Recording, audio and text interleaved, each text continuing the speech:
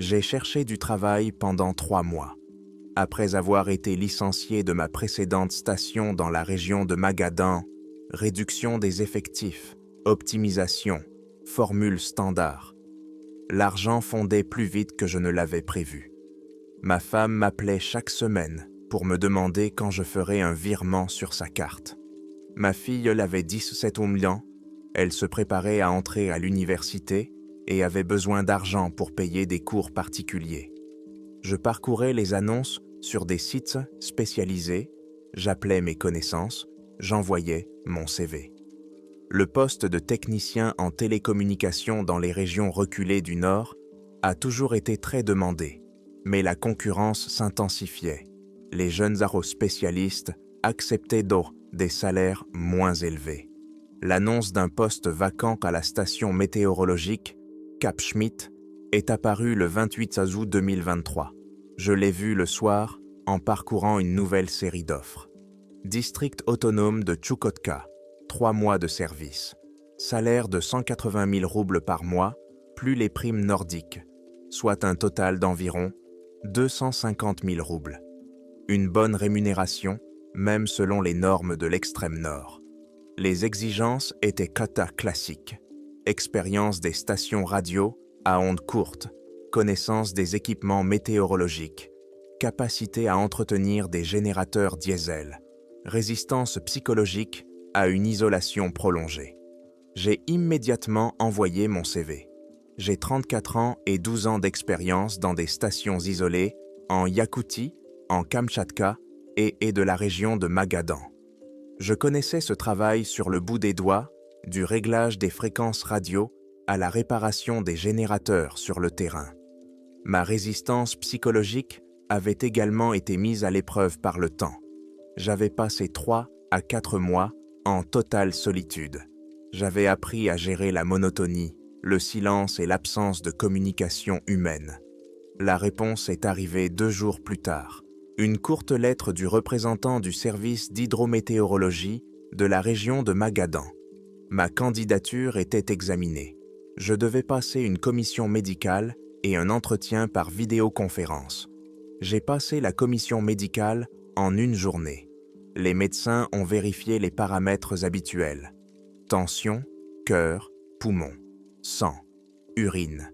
Et le psychiatre m'a posé les questions habituelles sur ma tendance à la dépression et mes pensées suicidaires. Tout était normal. J'ai été admis. L'entretien a eu lieu le 5 septembre. Le chef du service des communications, un homme d'environ 55 ans, aux cheveux gris et au visage fatigué, m'a regardé à travers l'écran de son ordinateur portable et m'a posé des questions techniques. J'ai répondu clairement, sans bavardage inutile. Il m'a demandé si j'étais prêt à partir immédiatement. J'ai répondu que oui. Il a hoché la tête et m'a informé que le précédent opérateur radio, Victor, n'avait pas donné signe de vie depuis 48 heures, que la situation était considérée comme urgente, que je devais me rendre à la station, rétablir la communication et découvrir ce qui s'était passé. Le départ était prévu le 23 septembre depuis le village de Pévec. J'ai demandé ce que l'on savait de Victor. Le chef a haussé les épaules. C'était un opérateur expérimenté. Il travaillait à la station depuis 3 ans, sans aucun problème. Le dernier bulletin météo avait été transmis le 20 septembre à 0h30, puis plus rien. Les tentatives de communication par téléphone satellite n'avaient donné aucun résultat. Victor ne répondait pas. J'ai demandé si des tentatives avaient été faites pour atteindre la station par voie terrestre. Le chef a secoué la tête. Le village le plus proche se trouvait à 120 km. Il n'y avait pas de route. On ne pouvait se déplacer qu'en hélicoptère ou en véhicule tout-terrain dans la toundra.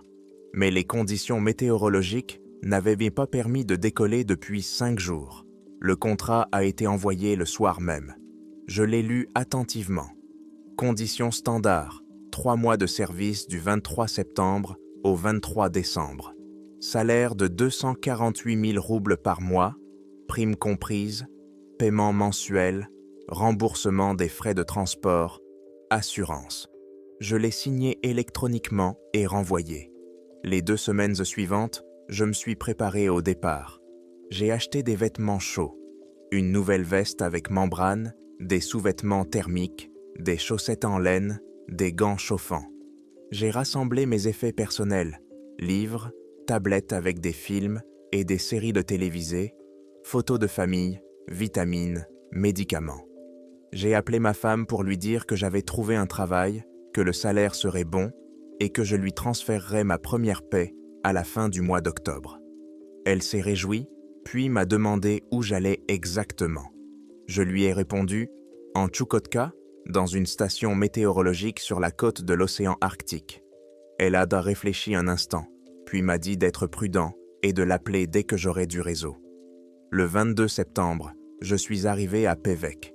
C'est un petit village sur la côte de la mer de Tchoukotka, avec environ 4000 habitants, principalement le personnel de la centrale nucléaire flottante Akademik Lomonosov et les services de maintenance.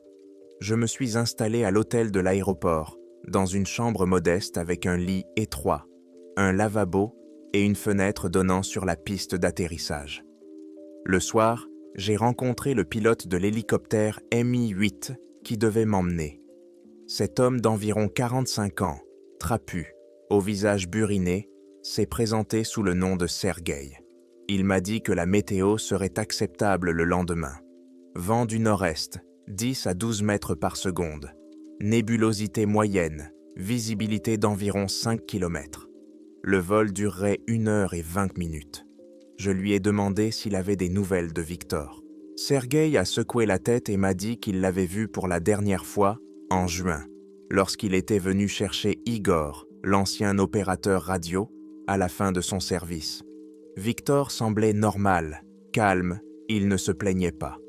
Le matin du 23 septembre, nous avons décollé à 7h30.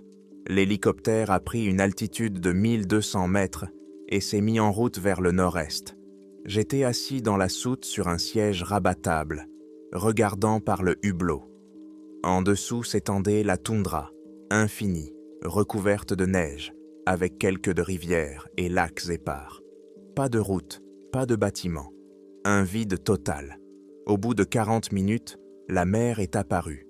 Une île grise, des vagues de blanches, une bande de glace près du rivage. L'hélicoptère était descendu à 800 mètres et a longé la côte.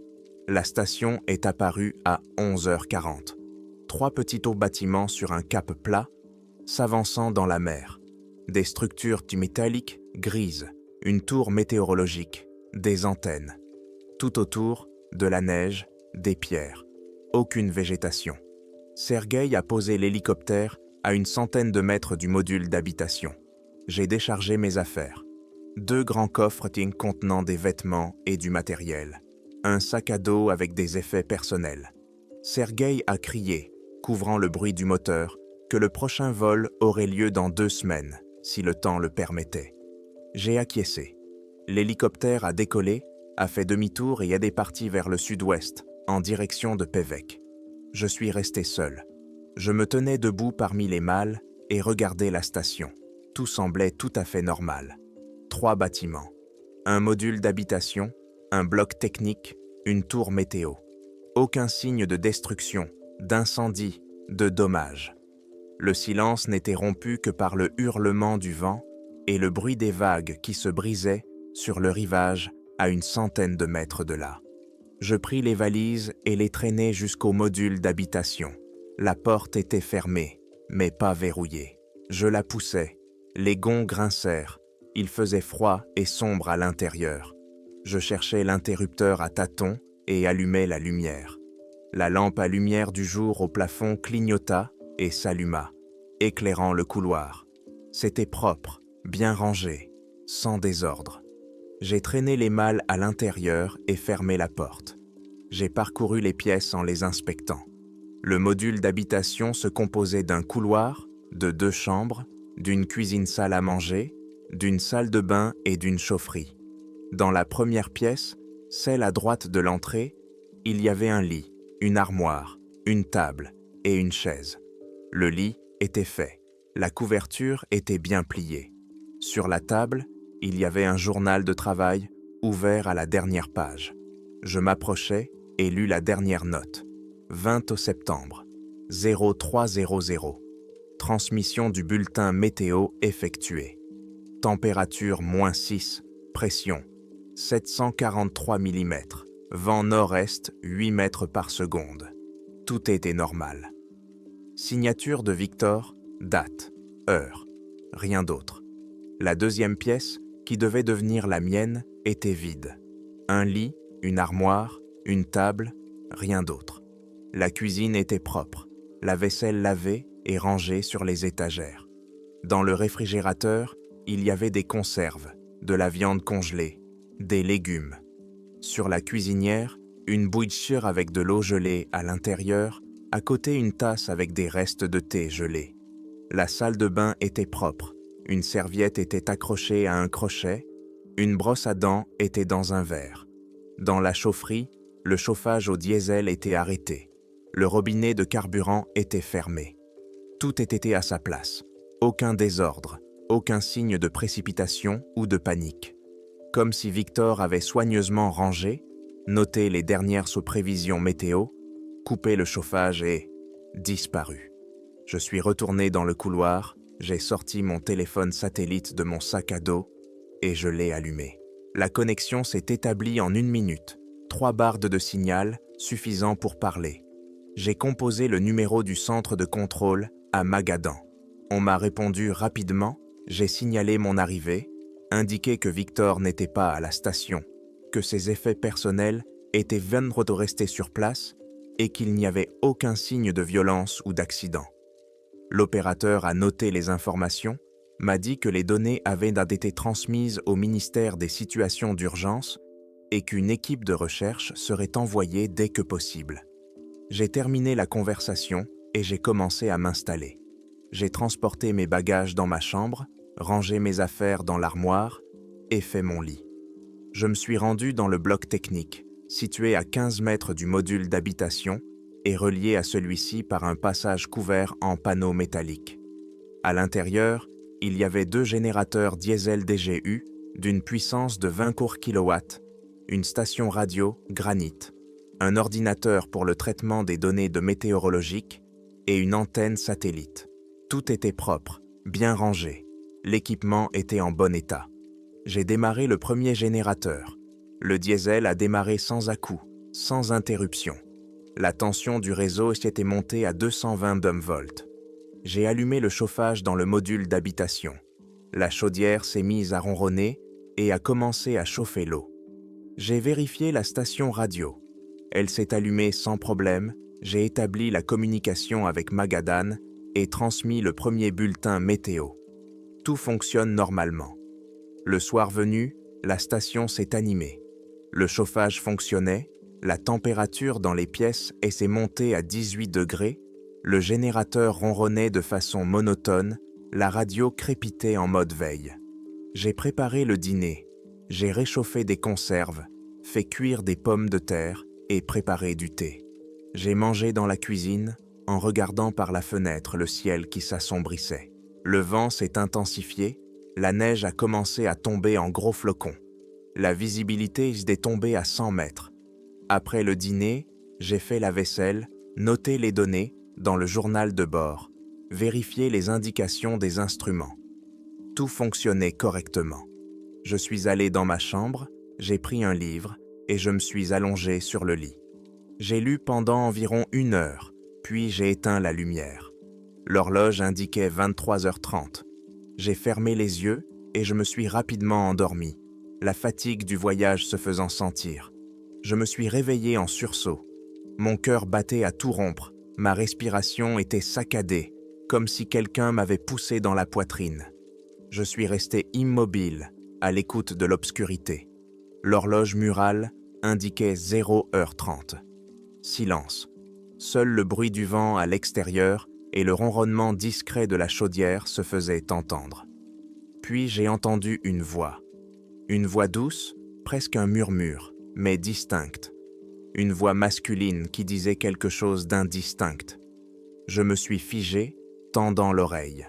La voix se répéta. Elle venait de quelque part à l'extérieur, ou de la pièce voisine, ou des murs. Il était difficile de déterminer la direction. Le son semblait venir de partout et de nulle part à la fois. Je me levai, enfilai un pull et sortis dans le couloir. Je n'allumai pas la lumière. Mes yeux s'étaient habitués à l'obscurité. Je me suis dirigé vers la cuisine et j'ai tendu l'oreille. La voix s'est fait entendre à nouveau. Il était plus forte, mais toujours aussi indistincte. Je distinguais quelques syllabes, des sons gutturaux et secs, des voyelles longues. La langue m'était inconnue. Ce n'était ni du russe, ni de l'anglais, ni du tchouktche. C'était quelque chose d'ancien, d'archaïque. Je me suis approché de la fenêtre et j'ai regardé dehors. Dehors, l'obscurité. La neige tombait en lignes obliques à la lumière de la lune. Aucun mouvement, aucune trace dans la neige. Le vent s'était calmé. Il ne soufflait plus que faiblement. La voix continuait, monotone, rythmée, comme si quelqu'un récitait une prière ou une incantation. Je suis retourné dans le couloir, j'ai ouvert la porte de la chambre de Victor. Vide, silencieux. Le lit était fait, les affaires à leur place. La voix venait de quelque part, mais pas d'ici. Je suis passé dans la salle de bain, vide. Dans la chaufferie, seulement le grondement de la chaudière. J'ai enfilé ma veste, mon bonnet et mes bottes. J'ai pris une lampe et je suis sorti. Le froid m'a frappé le visage. Il faisait environ -12 degrés. J'ai allumé la lampe et j'ai dirigé le faisceau vers le bloc technique. La porte était fermée. Les fenêtres étaient bien sombres. Le générateur fonctionnait régulièrement. Le bruit du diesel était monotone, familier. Je me suis approché du bloc technique et j'ai collé mon oreille contre la porte. À l'intérieur, il n'y avait que le ronronnement du générateur, aucune voix. J'ai fait le tour du bâtiment. La neige autour était intacte, il n'y avait aucune trace. Je suis retourné au module d'habitation et l'ai inspecté de l'extérieur. Tout était calme. La voix s'était tue. Je me tenais sur le porche, une lampe à la main, à l'écoute du silence, le vent, la neige, le bruit des vagues, rien d'autre. Je suis rentré, je me suis déshabillé et je suis allé dans ma chambre. Je me suis couché, mais je n'arrivais pas à dormir. Je suis resté allongé, les yeux ouverts, jusqu'au matin, à écouter le silence et les battements de mon cœur. C'était ma première nuit à la station Cap Schmitt. À ce moment-là, je ne savais pas encore que la voix reviendrait et qu'elle ne serait pas seule. Le matin, je me suis levé à 6 heures, réveillé par le réveil. J'avais la tête lourde, les yeux collés. Je n'avais pratiquement pas dormi après cet incident avec la voix. Je me suis lavé à l'eau froide pour essayer de chasser la fatigue, je me suis habillé et je suis allé dans la cuisine. J'ai préparé le petit homme déjeuner, du porridge à l'eau, du thé et de la viande en conserve. J'ai mangé lentement, en repensant à l'incident de la nuit. Des explications rationnelles s'imposaient d'elles-mêmes. Le vent dans l'Arctique crée d'étranges effets acoustiques. J'en avais entendu parler par des collègues qui travaillaient dans des stations polaires. Les inversions de température déforment la propagation du son, le font se réfracter, se réfléchir sur des couches d'air de densité différentes. Parfois, on peut entendre les conversations de personnes à plusieurs kilomètres de distance, le craquement de la glace, le fracas des pierres. Ou alors, c'était peut-être une hallucination, le manque de sommeil, le stress du vol, l'inquiétude causée par la disparition de Victor. Dans des conditions d'isolement, le cerveau commence à créer des stimuli inexistants pour combler le vide. J'ai décidé de ne pas y prêter attention, continuer à travailler, remplir mes fonctions, surveiller mon état. Si les voix reviennent, je les noterai dans mon journal de bord. J'en informerai Magadan et je demanderai à réduire la durée de ma garde. Mais pour l'instant, il est trop tôt pour paniquer. Après le petit déjeuner, je me suis rendu dans le bloc technique. J'ai vérifié les relevés des instruments météorologiques. Température de -8 degrés, pression de 745 mm, vent du nord-est de 9 mètres par seconde. ciel complètement couvert. J'ai noté les données et transmis le rapport à Magadan par radio. La communication s'est bien passée, l'opérateur a confirmé la réception et m'a demandé comment j'allais. J'ai répondu que tout allait de bien, que la station fonctionnait normalement. J'ai ensuite vérifié les générateurs. Niveau d'huile, filtre à carburant, système de refroidissement. Tout était en ordre. J'ai remplacé le filtre à air du deuxième générateur, qui était de secours. J'ai lubrifié les roulements du ventilateur de refroidissement. Un travail routinier, familier jusqu'à l'automatisme. Je suis sorti vers 11 heures. La neige avait cessé de tomber, le ciel s'était dégagé, des éclaircies apparaissaient dans les nuages. La température était remontée à moins 5 degrés. Le vent avait faibli à 6 mètres par seconde. J'ai fait le tour de la station, j'ai inspecté le terrain à la lumière du jour. La station était située sur un cap rocheux, plat s'avançant dans la mer sur environ 300 mètres.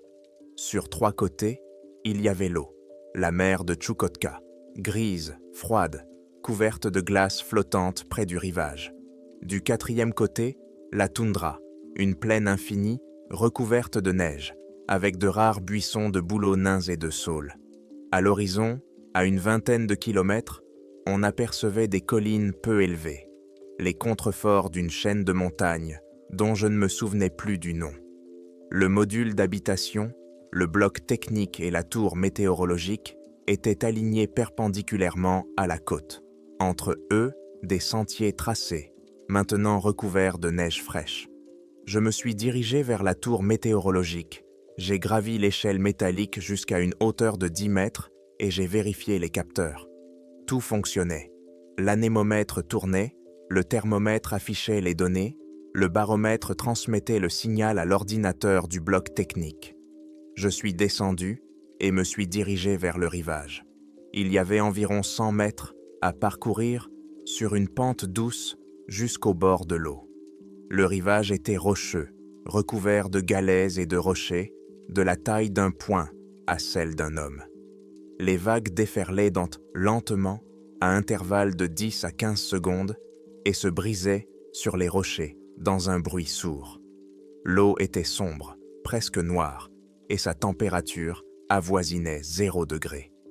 La glace ne se formait qu'à proximité immédiate du rivage, sous la forme d'une fine croûte que les vagues brisaient. Je suis resté sur le rivage pendant une dizaine de minutes, à regarder la mer, le vide.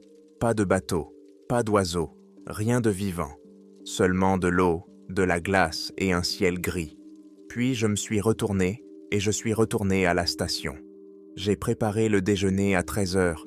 J'ai réchauffé de la soupe en conserve, coupé du pain et fait du thé. J'ai mangé dans la cuisine en lisant un livre, un roman historique sur la colonisation de la Sibérie. Après le déjeuner, je me suis allongé sur le lit et j'ai essayé de dormir pour rattraper mon manque de sommeil. Je me suis endormi rapidement et j'ai dormi environ 2 heures sans rêver. Je me suis réveillé à 15h30. Je me suis levé, je me suis lavé et je suis allé dans le bloc technique.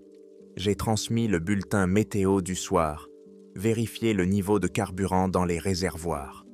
La consommation était normale. Le générateur consommait environ 10 litres de diesel par jour. Les réserves suffiront pour un an de fonctionnement. Le soir, vers 18 heures, j'ai préparé le dîner. Des pommes de terre sautées, avec de la viande en conserve et du thé. J'ai mangé lentement, en écoutant la radio. J'ai trouvé une station d'Anadir qui diffusait des informations et de la musique. La voix du présentateur était familière, apaisante. Elle me rappelait l'existence d'un monde au-delà de cette station.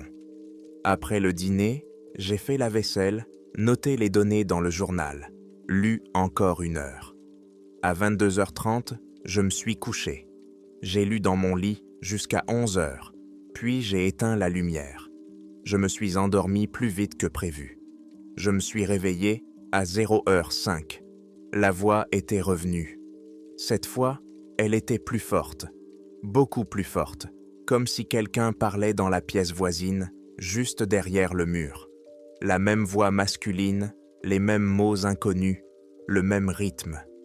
Mais maintenant, je distinguais l'intonation.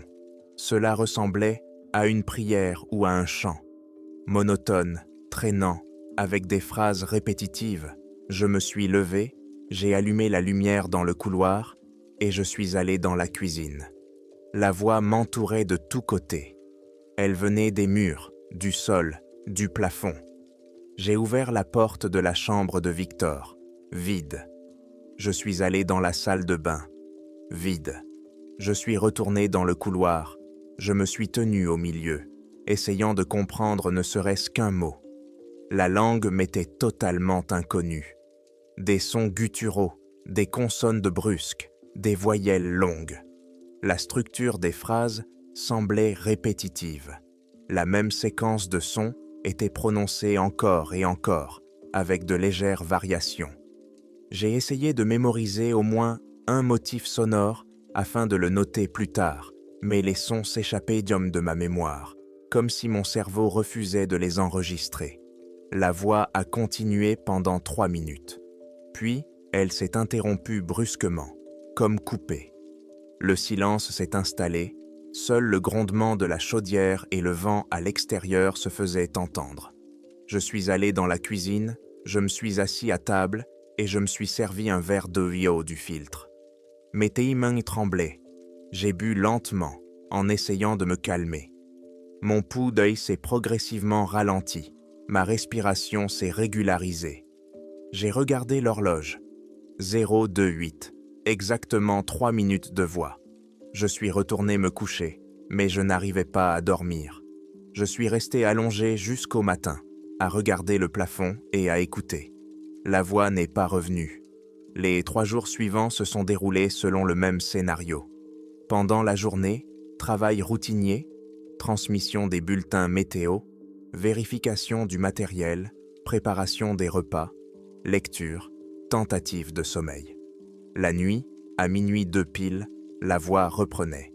À chaque fois, elle durait un peu plus longtemps. 3 minutes, 4, 5. À chaque fois, le même rythme, les mêmes mots inconnus. J'ai essayé de l'enregistrer sur un dictaphone. La 3e nuit, j'ai posé le dictaphone dans la cuisine et j'ai lancé l'enregistrement à 22 heures. Lorsque la voix a commencé à 0,02, je me tenais à côté du dictaphone, observant le voyant d'enregistrement. Il était rouge, l'appareil fonctionnait. La voix était forte, claire, elle remplissait tout l'espace. 5 minutes d'enregistrement. Le matin, j'ai écouté. Le dictaphone avait enregistré 8 heures de silence.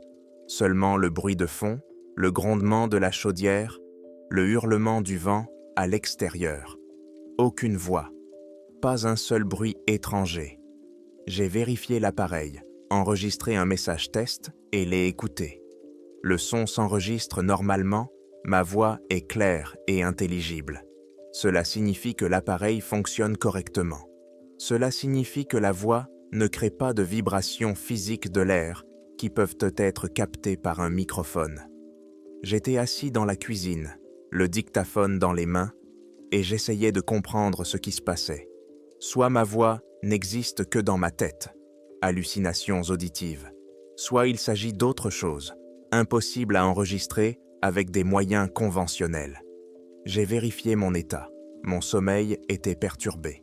Je dormais 4 à 5 heures. Par jour, je me réveillais épuisé, avec une sensation de lourdeur dans la tête. Mon appétit était normal. Je mangeais régulièrement. Physiquement, je me sentais bien. Pas de fièvre, une tension stable, un pouls normal. Psychologiquement, mon anxiété augmentait, mais sans panique. Je contrôlais toujours la situation.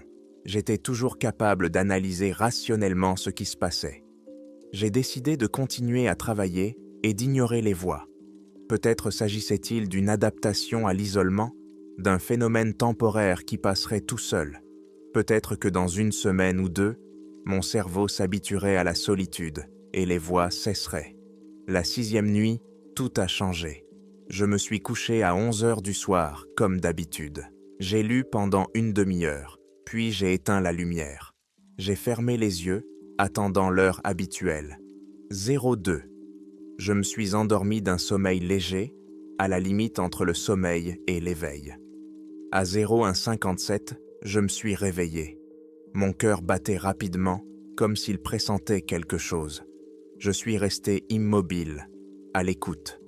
La voix a commencé. Mais cette fois, elle n'était pas seule.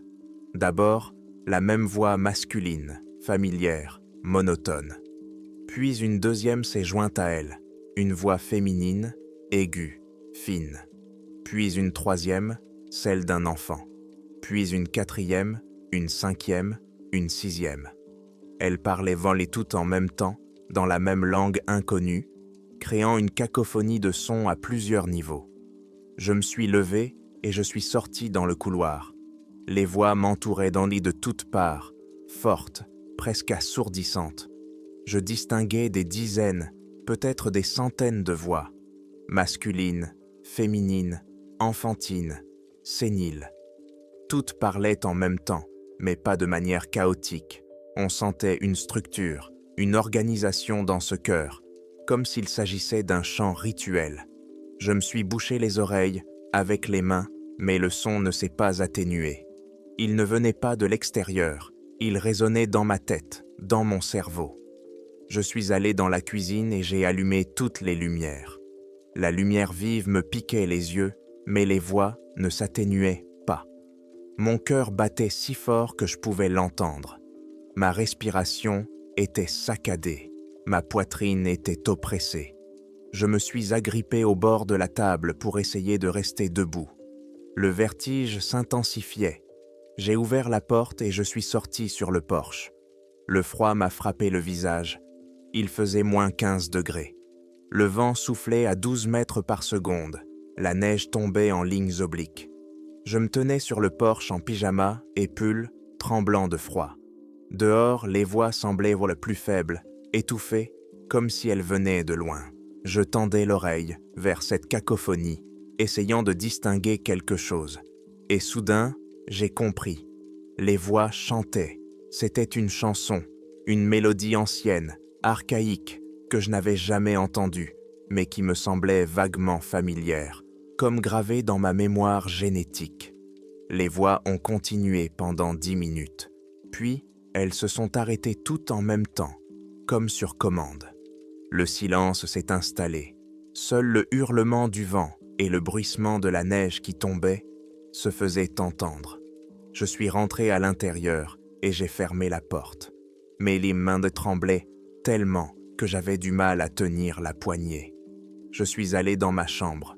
Je me suis assis sur le lit et j'ai pris ma tête entre mes mains. Mon pouls se ralentissait progressivement, mais mon anxiété persistait. Ce n'étaient pas des hallucinations.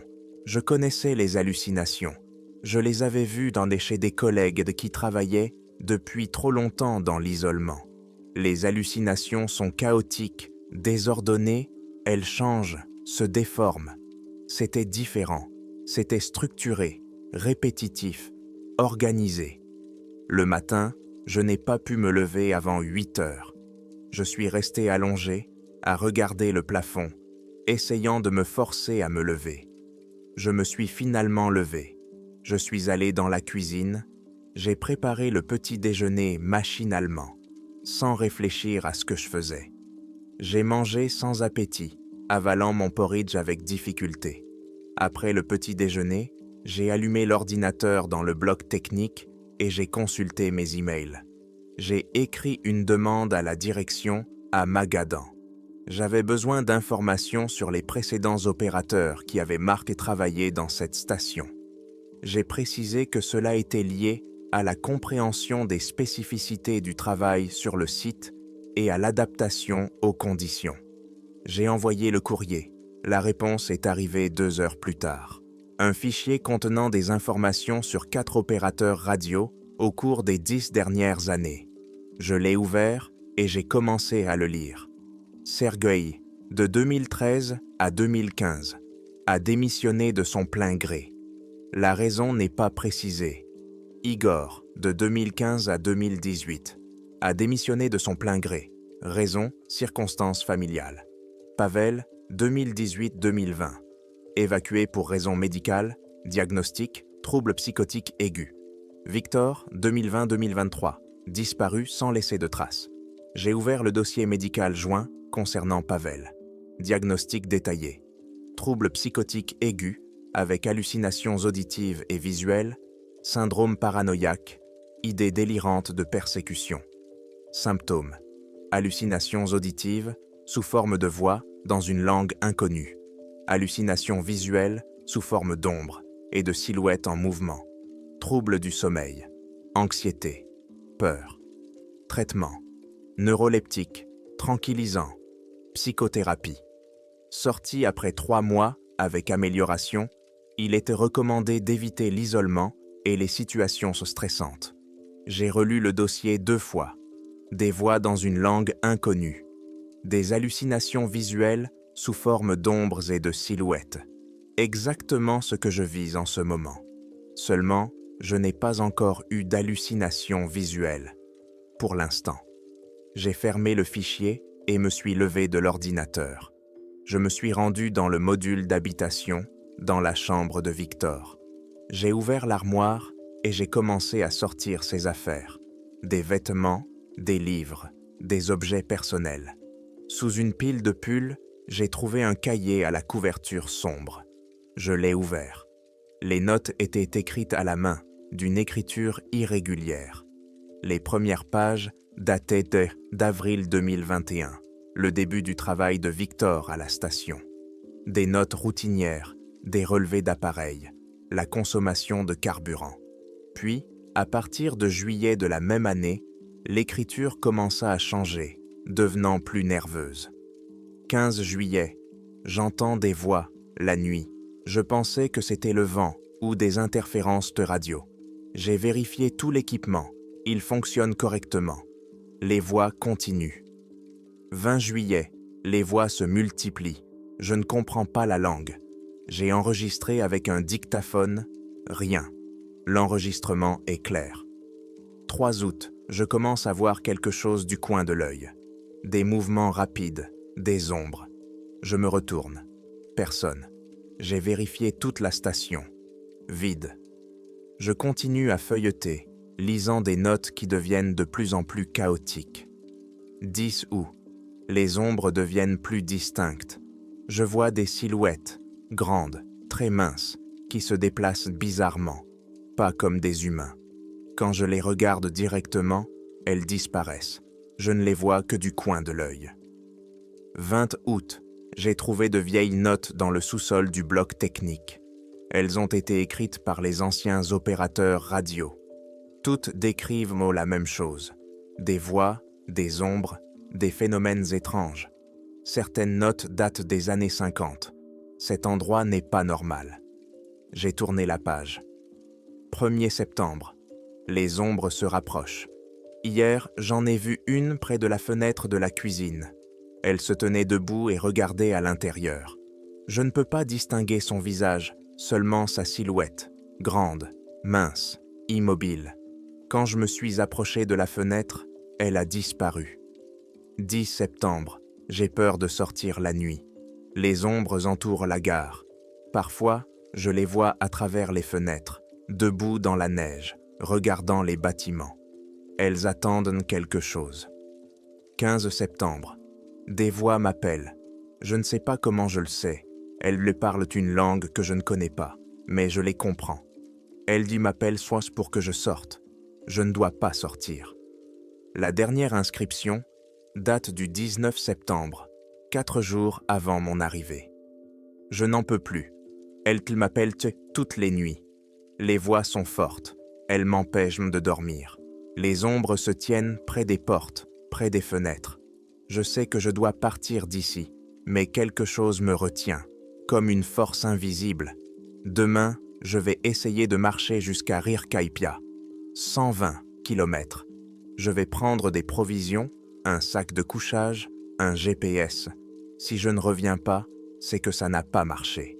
Si quelqu'un trouve ce carnet, ne restez pas ici. Partez tant que vous le pouvez. Je refermai le carnet, mais ma main tremblait. Victor avait essayé de partir et avait disparu. Pavel était devenu fou, et avaient été évacués. Sergueï et Igor avaient démissionné. Ils avaient peut-être été confrontés à la même chose, mais avaient réussi à quitter la station à temps, avant qu'il ne soit trop tard. Je me suis levé, je suis allé dans la cuisine et j'ai pris le téléphone satellite. J'ai composé le numéro des services d'urgence à Pévec. On a répondu après quelques sonneries. Je me suis présenté, j'ai donné le nom de la station et j'ai expliqué la situation. J'ai dit que j'étais dans un état psychologique instable et que j'avais besoin d'être évacué le plus vite possible. L'opérateur a noté les informations. Il m'a dit que ma demande serait transmise à la direction, mais que les conditions météorologiques ne permettraient pas le décollage d'un hélicoptère avant au moins 3 ou 4 jours. Une tempête approchait du nord, le vent soufflait à 25 mètres par seconde et la visibilité était nulle. Je devais rester à la station, rester en contact et attendre que le temps s'améliore.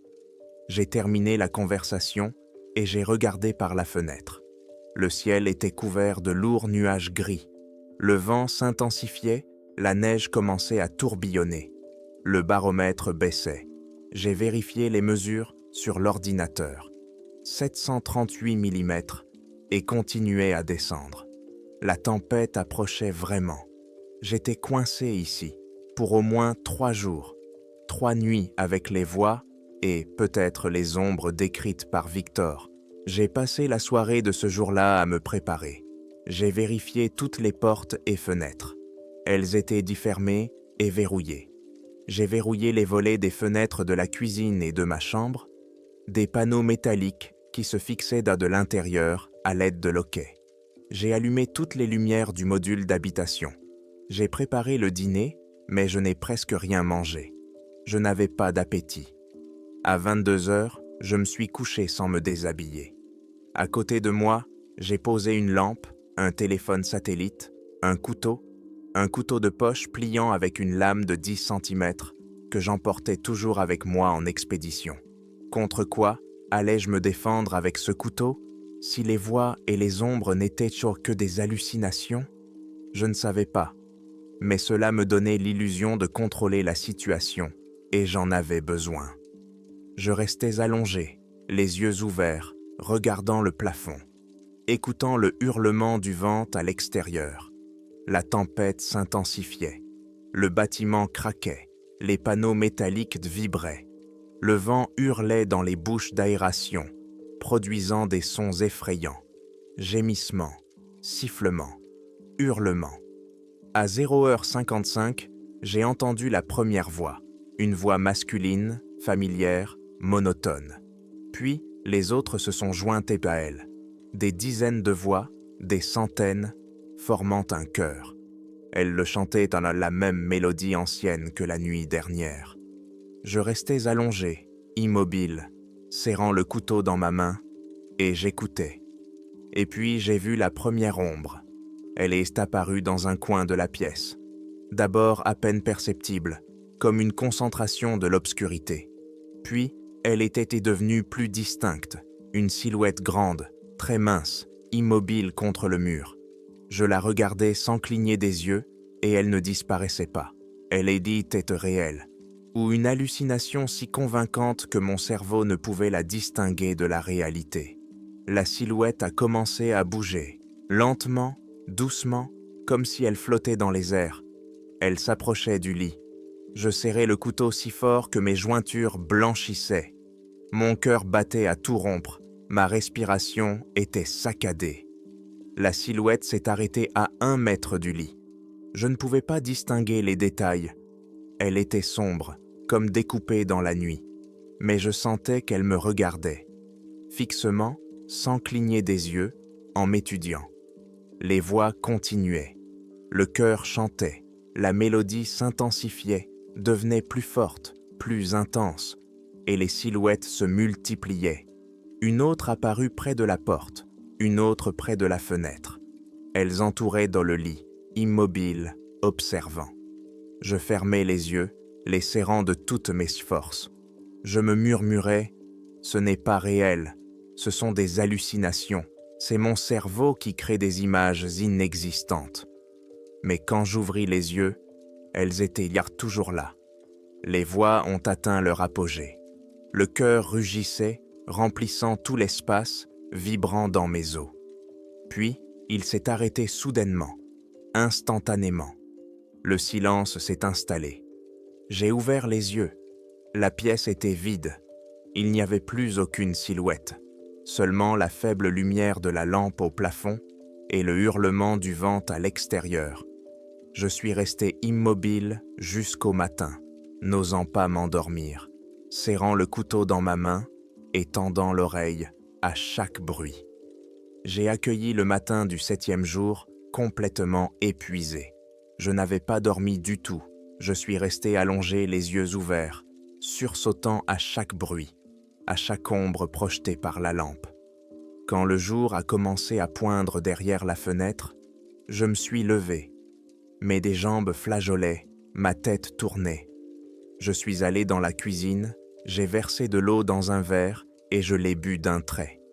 Mais des mains tremblaient tellement que le verre m'a glissé des mains et s'est brisé en 1000 morceaux sur le sol. Je suis resté debout à regarder les débris, incapable de me résoudre à les ramasser. Je restais simplement là, à vaciller, essayant de faire fonctionner mon cerveau. Finalement, je me suis penché. J'ai ramassé les morceaux dans une pelle et je les ai jetés à la poubelle. J'ai essuyé le sol, j'ai versé de l'eau dans un autre verre. J'ai préparé mon petit déjeuner machinalement, des flocons d'avoine et du thé. Je me suis assis à table, regardant mon assiette, mais je ne pouvais pas manger. Son estomac se nouait à la seule pensée de la nourriture. Il but seulement son thé, fort, presque bouillant, qui lui brûlait la gorge. Il se rendit dans le bloc technique. Dehors, la tempête faisait rage.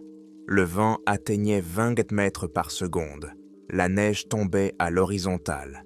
La visibilité ne dépassait pas 10 mètres. Le baromètre était tombé à 732 mm. J'ai noté les relevés et transmis le bulletin météo à Magadan. L'opérateur a confirmé la réception et m'a demandé comment j'allais. J'ai répondu que je tenais bon, que j'attendais une amélioration du temps pour être évacué. Il m'a dit que selon les prévisions, la tempête allait durer encore au moins 2 jours. 2 jours, encore 2 nuits. J'ai mis fin à la communication et je me suis assis sur une chaise à côté du générateur, écoutant son bourdonnement monotone. C'était le seul son qui m'apaisait. Mécanique, prévisible, réel. J'ai fermé les yeux, essayant de me reposer quelques minutes. Je me suis réveillé en sursaut. Je ne sais pas combien de temps s'était écoulé. Peut-être quelques minutes, peut-être 1 heure. Je me suis réveillé avec l'impression d'être observé. J'ai ouvert les yeux et j'ai regardé autour de moi. Le bloc technique était vide. Le générateur fonctionnait, les lampes étaient allumées, tout était à sa place. Mais cette impression ne me quittait pas. Je me suis levé, j'ai parcouru la pièce, vérifiant les coins, jetant un œil derrière les équipements. Rien. Je suis retourné dans le module d'habitation. J'ai parcouru toutes les pièces. La mienne, celle de Victor, la cuisine, la salle de bain, la chaufferie. Tout était vide, mais le sentiment d'une présence persistait, comme si quelqu'un se tenait à côté, tout près, mais restait invisible. Je le sentais dans ma peau. Des frissons dans la nuque, une lourdeur dans l'air, une pression inexplicable. Je suis retourné dans la cuisine, je me suis assis à table et j'ai sorti le carnet de Victor. J'ai relu ses notes, en particulier les dernières. Il m'appelle pour que je sorte. Je ne dois pas sortir. Victor comprenait quelque chose que je ne comprenais pas encore. Il savait que les voix et les ombres voulaient quelque chose de précis, et ce quelque chose était lié à la sortie de la station. J'ai ouvert mon journal de travail et j'ai commencé à écrire. J'ai noté tout ce qui s'était passé depuis mon arrivée. Les voix, les ombres, les sensations. J'ai noté en détail, autant que possible, avant que ma mémoire n'efface les détails. Si la même chose m'arrivait qu'à Victor, ces notes aideraient le prochain. S'il y avait un prochain. J'ai écrit pendant 2 heures. Ma main était engourdie, mes yeux larmoyaient. J'ai terminé mes notes, fermé le journal et l'ai rangé dans le tiroir de mon bureau. J'ai regardé ma montre. Il était 13h40. J'avais sauté le déjeuner, mais je n'avais toujours pas faim. Je suis allé dans ma chambre, je me suis allongé sur le lit et j'ai essayé de dormir. J'ai fermé les yeux, mais le sommeil ne venait pas. Mon cerveau était surexcité. Mes pensées s'emballaient de manière chaotique. Je pensais à ma femme, à ma fille, à ce qu'elle ferait si je ne revenais pas. Je pensais à Victor. Où était-il maintenant? Était-il vivant? Ou son corps gisait-il quelque part dans la toundra, recouvert de neige? Je pensais à Pavel, qui était devenu fou ici et avait passé 3 mois dans un hôpital psychiatrique. Vers 15h, je suis finalement tombé dans un sommeil agité et court.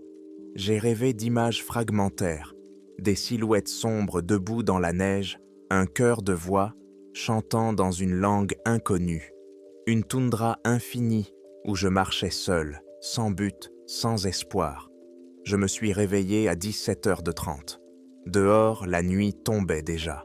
À cette latitude, les journées de fin septembre sont courtes, avec environ 8 heures de lumière.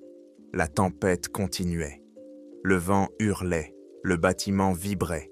La neige frappait les fenêtres avec un bruit métallique. Je me suis levé, je suis allé dans la cuisine et je me suis forcé à préparer le dîner. J'ai réchauffé des conserves, fait cuire des pâtes et préparé du thé. J'ai mangé lentement, avalant avec difficulté. La nourriture semblait insipide, comme du carton, mais je savais que je devais manger. Mon corps avait besoin d'énergie. Après le dîner, j'ai fait la vaisselle et vérifié une nouvelle fois toutes les portes et fenêtres. J'ai fermé les volets partout où c'était possible. J'ai allumé toutes les lampes du module d'habitation. Une lumière vive a envahi la pièce, projetant des ombres nettes dans les coins. À 21h, je me suis assis dans la cuisine avec mon téléphone satellite à la main. J'ai appelé ma femme. Elle a répondu après la 3e sonnerie. Sa voix était fatiguée, mais joyeuse. « Alexei, comment vas-tu? Ça fait longtemps que tu n'as pas appelé. Tout va bien. » Ai-je menti? Le travail, tu sais? Comment ça va à la maison? Elle m'a parlé de notre fille, de sa préparation aux examens, des voisins, des petits problèmes quotidiens. J'écoutais sans l'interrompre, absorbant sa voix comme un remède. Cette voix était mon lien avec le monde normal. Un monde où il n'y a pas de voix dans des langues inconnues, ni d'ombre qui bougent dans les coins. « Tu vas bien ?» demanda-t-elle soudainement. « Ta voix est bizarre. Je suis juste fatigué. Il fait mauvais. Il y a une tempête. Mais tout va bien. Prends soin de toi, d'accord? On t'attend. Je prends soin de moi. Je vous aime. Et on t'aime aussi. » Je raccrochai et posai le téléphone sur la table. Je restai assis quelques 2 minutes sans bouger, le regard perdu dans le vide.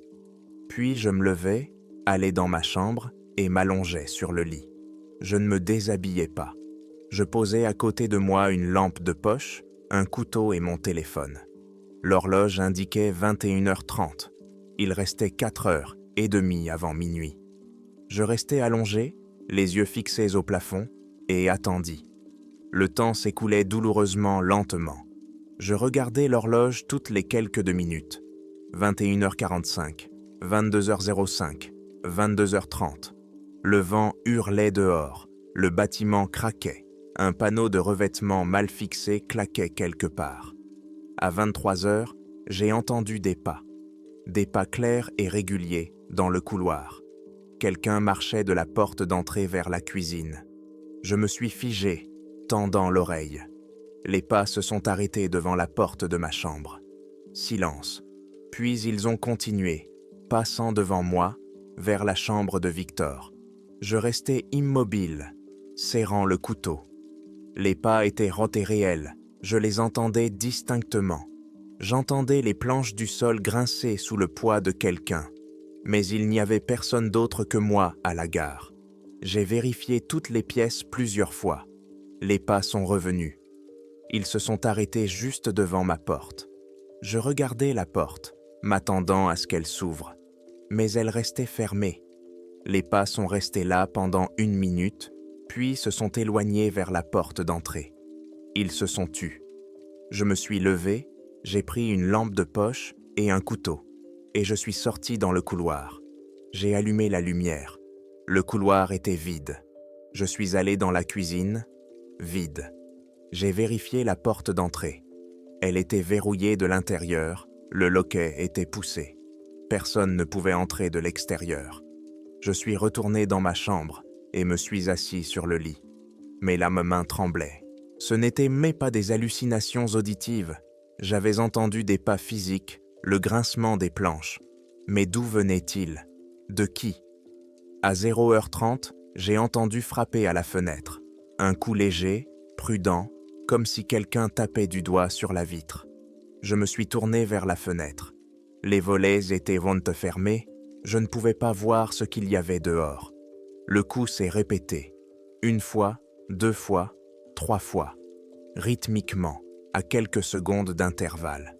Je me suis levé et je me suis approché de la fenêtre. Je suis resté debout, à regarder les volets métalliques de fermés. Les coups ont continué. Puis une voix. Faible, étouffée, mais distincte. Elle parlait russe. « Alexei, ouvre !» J'ai reconnu la voix. C'était Victor. Je ne l'avais entendu qu'une seule fois, par radio, 3 ans auparavant, lorsque nous coordonnions le transfert des dossiers. Mais j'ai reconnu cette voix. « Alexei, s'il te plaît, j'ai froid. Ouvre la porte. » Je restais immobile. Mon cœur battait si fort que j'entendais son martèlement dans mes oreilles. « Je sais que tu m'entends. Ouvre, je veux entrer. » Sa voix était calme, presque ordinaire, comme si Victor était revenu de sa promenade et demandait à entrer dans la maison. Je me suis dirigé vers la cuisine, vers la fenêtre qui donnait sur le même côté. Les coups se sont répétés, ici, et la voix aussi. « Alexei, n'aie pas peur, c'est moi, Victor. Ouvre, s'il te plaît. » Je me suis approché de la fenêtre, j'ai tendu la main vers le loquet. Mes doigts ont touché le métal froid. Et soudain, je me suis souvenu d'une note dans le carnet de Victor. Il m'appelle pour que je sorte. Je ne dois pas sortir. J'ai retiré ma main. Je me suis éloigné de la fenêtre. La voix avait changé. Elle y était devenue plus dure, plus exigeante. Ouvre, immédiatement. Je restais silencieux, reculant davantage. Ouvre, ou j'entre moi-même. Les coups contre la fenêtre s'intensifièrent.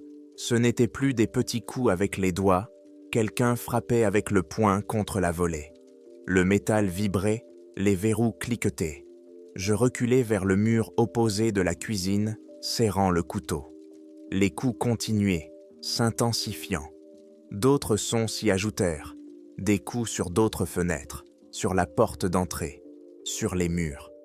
Comme si des dizaines de personnes avaient encerclé la gare et frappaient toutes les surfaces en même temps. Et puis, les chants commencèrent.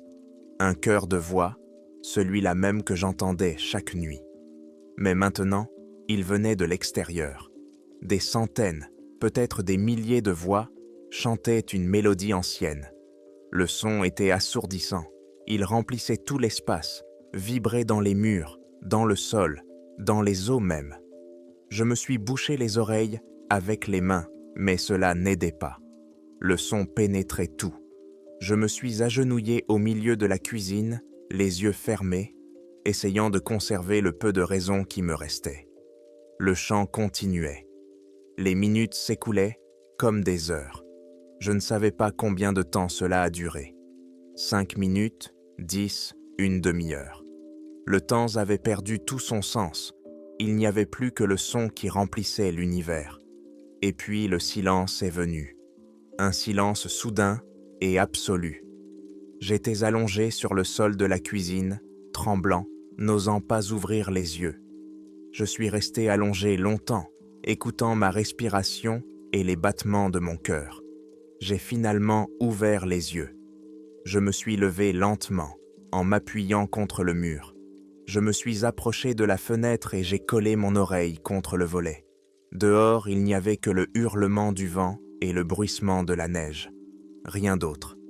Je suis retourné dans ma chambre et je me suis assis sur le lit. J'ai regardé l'horloge. Minuit 24. Tout était fini. Mais je savais que tout se reproduirait la nuit suivante. Et ce serait pire. J'ai passé le reste de la nuit dans la cuisine, assis à table, la lumière allumée, un couteau à la main. Je n'ai pas dormi. Je ne pouvais pas dormir. Je suis simplement resté assis à regarder dans le vide, en attendant l'aube. Le matin du 8e jour, j'ai contacté Magadan par radio et demandé une évacuation urgente. J'ai expliqué que j'étais dans un état psychologique critique et que je ne pouvais pas continuer à travailler. L'opérateur m'a répondu que la tempête faisait toujours rage, qu'il était impossible de décoller, mais que selon les prévisions, le vent devrait faiblir dans la soirée. Peut-être qu'il pourrait envoyer un hélicoptère demain matin. Demain matin, encore une nuit.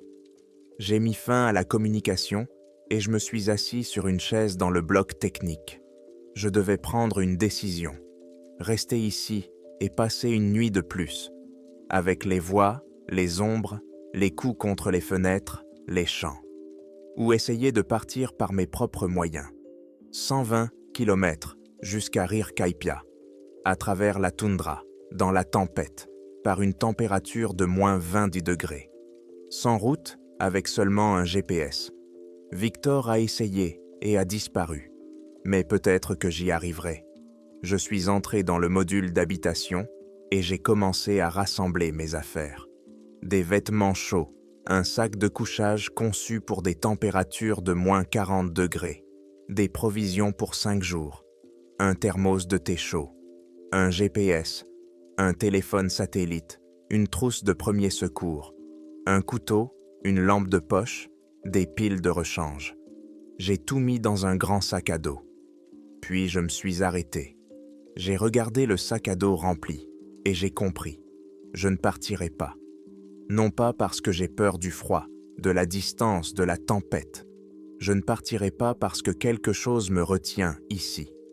Tout comme cela retenait Victor. Il l'avait écrit dans son carnet. Quelque chose me retient, comme une force invisible. Je le ressentais à présent. L'idée de partir suscitait en moi une étrange résistance, comme si une partie de moi refusait d'avancer. J'essayais de me forcer à enfiler ma veste, à prendre mon sac à dos, à franchir la porte, mais je n'y arrivais pas. Mon corps ne m'obéissait pas. Je me suis assis par terre dans le couloir, la tête entre les mains. Un piège. Cet endroit était un piège. Quelque chose retenait les gens ici, les empêchait de partir, les rendait fous, ou les faisait disparaître. Je suis resté assis là longtemps, je ne sais pas combien de temps. Quand j'ai relevé la tête, l'horloge indiquait 16h40. La nuit allait bientôt tomber. Une nouvelle nuit allait commencer. Je me suis levé et je suis allé dans la chambre de Victor. J'ai ouvert l'armoire et j'ai commencé à fouiller dans ses affaires. Peut-être avait-il laissé des notes, des indices, des explications. Je n'ai trouvé que des vêtements, des livres et des photos de famille. Puis j'ai remarqué qu'une des planches du plancher sous l'armoire était légèrement soulevée. J'ai déplacé l'armoire, elle était légère et facile à bouger. J'ai soulevé la planche avec un couteau. Elle s'est soulevée, révélant un petit espace sous le plancher. Il y avait là une boîte métallique de la taille d'une boîte à chaussures. Je l'ai sortie et ouverte. À l'intérieur, il y avait des documents jaunis par le temps, écrits à la main. J'ai pris la feuille du dessus et j'ai commencé à lire.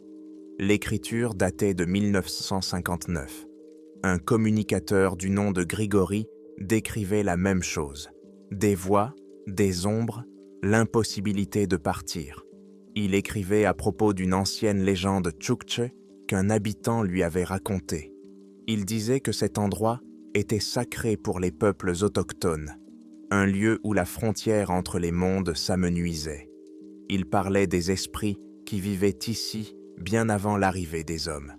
Le document suivant était daté de 1973. Il avait été rédigé par un autre opérateur radio, Vladimir.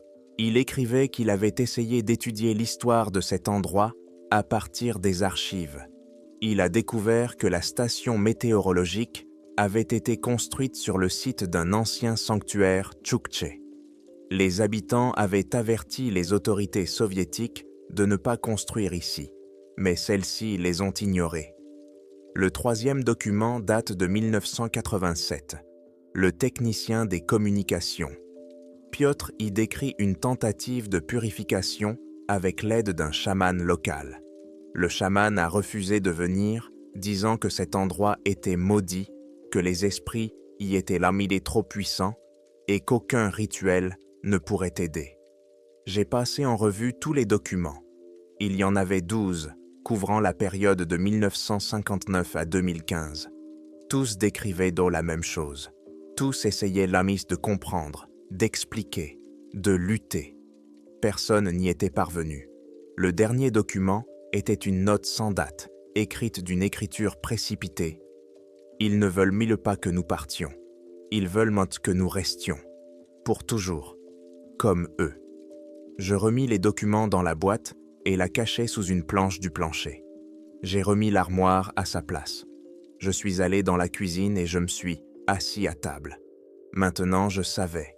Cet endroit était maudit ou habité par quelque chose d'ancien, d'incompréhensible, qui existait au-delà de la compréhension humaine.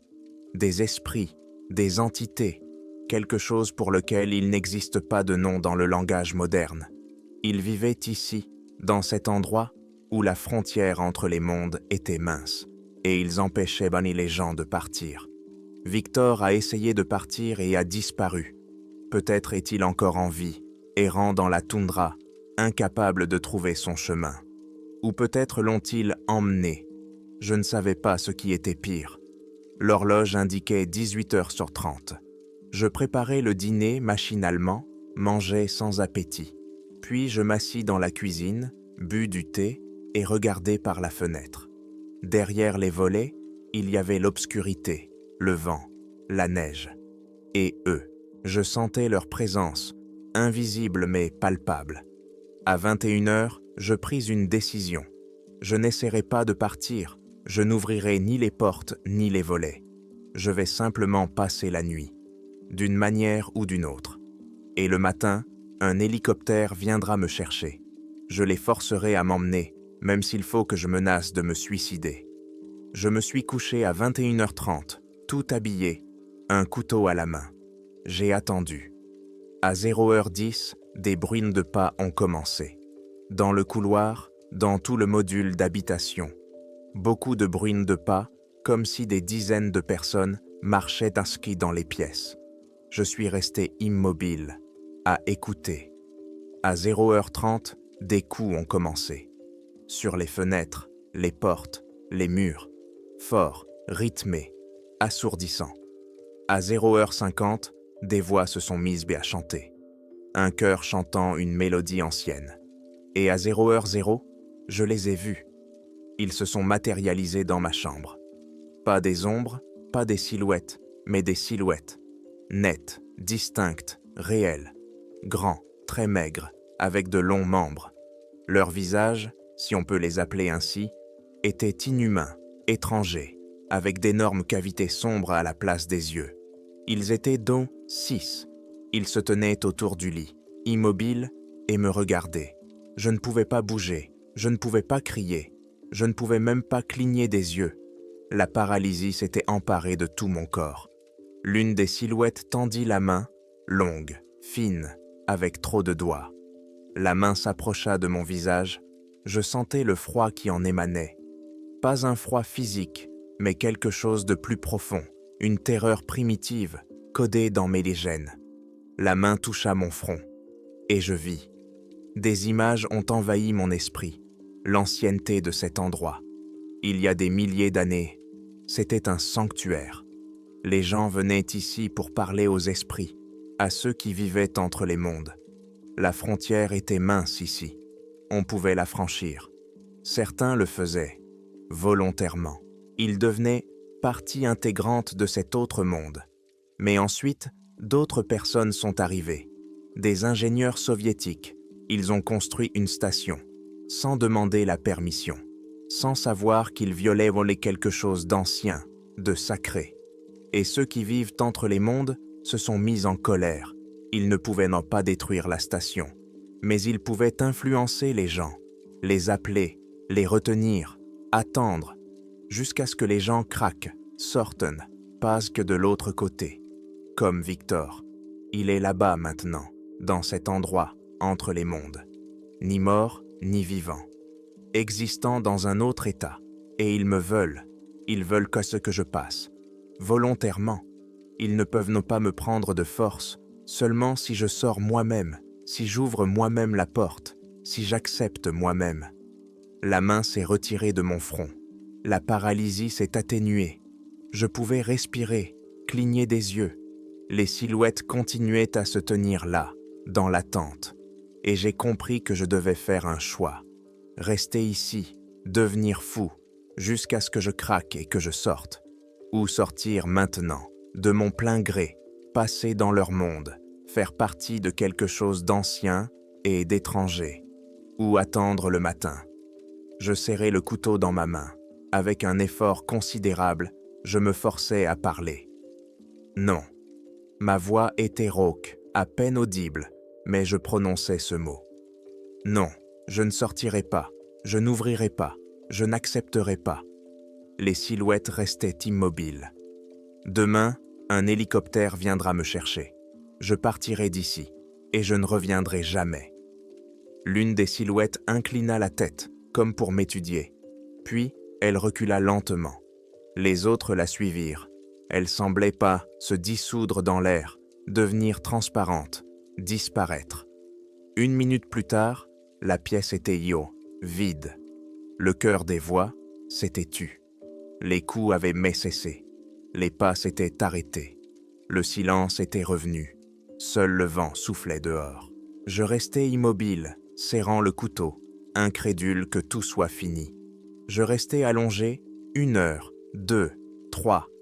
Rien ne se passait, seulement le silence et le vent. Quand le jour commença à poindre derrière la fenêtre, je me levai. Je suis allé dans la cuisine, j'ai préparé du thé et je me suis assis à table. Mais là mes mains tremblaient, mais j'étais vivant. J'avais survécu à cette nuit. À 8 heures du matin, j'ai contacté Magadan. J'ai fait savoir que j'étais prêt à être évacué. L'opérateur m'a répondu que l'hélicoptère avait décollé 1 heure plus tôt et qu'il arriverait vers 10h30. J'ai mis fin à la communication et j'ai commencé à rassembler mes affaires. Seulement le strict nécessaire.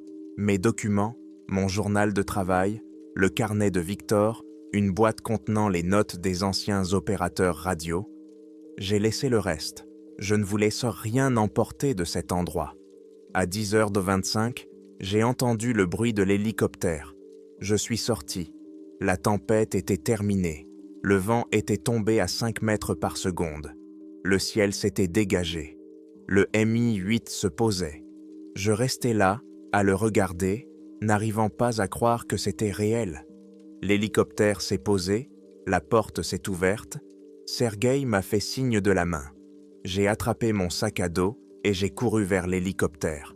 Je suis monté à l'intérieur et j'ai claqué la porte. Serge m'a regardé et a froncé les sourcils. « Tu as l'air mal en point. Partons d'ici, vite. » L'hélicoptère a décollé, a fait demi-tour et s'est dirigé vers le sud-ouest. Je regardais par le hublot la station qui rétrécissait sous mes yeux. 3 bâtiments gris sur un cap dénudé. Vide, abandonné, mort. Mais je savais qu'il n'était même pas mort. Il y avait quelque chose là-bas.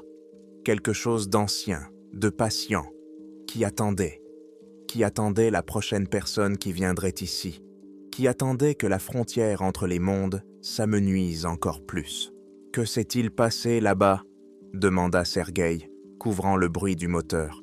« Je ne sais pas, mentis-je. Je n'ai pas trouvé Victor. La station est vide. Je ne pouvais tout simplement plus rester. » Sergueï acquiesça, sans poser d'autres questions. 1h20 plus tard, nous atterrissions à Pévec. Je suis sorti de l'hélicoptère sur la terre ferme et j'ai respiré l'air. Un air normal, qui n'était pas imprégné d'une horreur ancestrale. Le jour même, j'ai rédigé ma lettre de démission. J'ai indiqué comme motif incompatibilité des caractéristiques d'homme psychologique avec les exigences du poste. Personne n'a essayé de me retenir. On m'a versé mon salaire pour le temps travaillé et rempli les documents nécessaires. Une semaine plus tard, j'étais chez moi, à Magadan, avec ma femme et ma fille. Je les serrais dans mes bras, ne voulant pas les lâcher, sentant enfin que j'étais revenu à la vie. Mais la nuit, je me réveille parfois en entendant un lointain chœur de voix chantant une mélodie ancienne, et je vois de grandes silhouettes sombres debout dans les coins de la pièce. Elles regardent, elles attendent, elles me rappellent que j'ai vu leur monde, et une partie de moi est désormais liée à cet endroit pour toujours. 2 mois plus tard, j'ai appris qu'un nouveau téléphoniste avait été envoyé à la station Cap Schmitt. Un jeune homme de 26 ans qui venait de terminer ses études. Je voulais le prévenir, lui écrire une lettre, lui raconter ce qui se passait là-bas. Mais qui le croirait? J'ai moi-même l'air d'un fou. Je ne peux qu'espérer qu'il sera plus fort, qu'il survivra, qu'il ne sortira pas quand ils l'appelleront. Mais je n'y crois pas, car cet endroit est affamé, et il est patient, et tôt ou tard, il obtient ce qu'il veut.